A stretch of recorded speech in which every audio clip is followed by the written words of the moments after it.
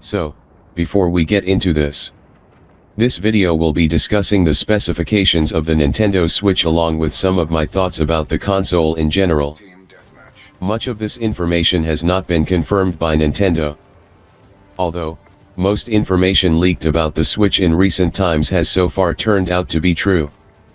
Nevertheless, be aware that this information is still subject to change. The specs. First, let's discuss the RAM. The Switch is supposed to have 4 GB of RAM. This is about as much as a modern smartphone. It's half as much as what is in the PS4 and Xbox One. Now, let's discuss the processor. The Switch contains a modified NVIDIA Tegra processor.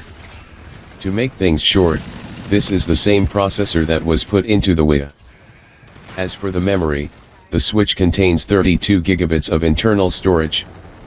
There are PCs with RAM this sizable. Many modern games are twice this big. This is evidence that the Switch will likely not be reliant on downloadable content.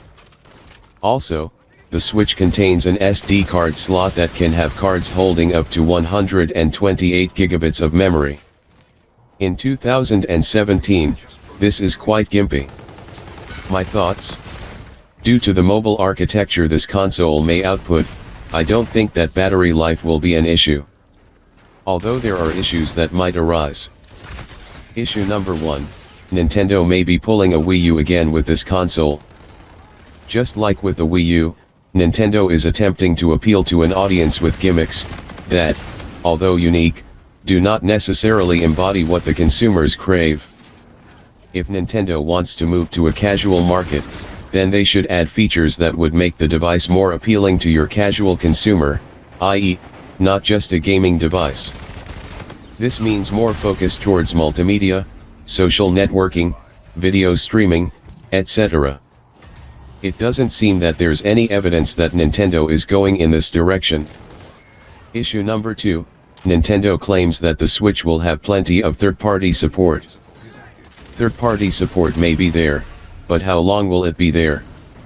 Remember, initially, the Wii U was marketed as a third-party friendly console, and look how that worked out. Will devs just make a few games on it as contracted to do, and then fuck off?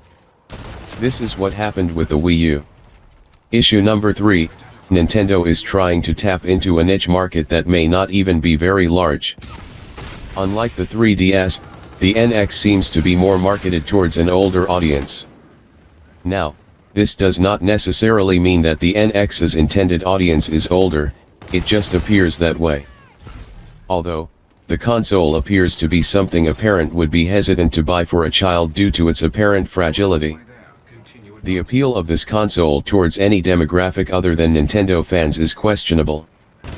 Ultimately, this may be Nintendo's next step closer to ending up the same way as Sega.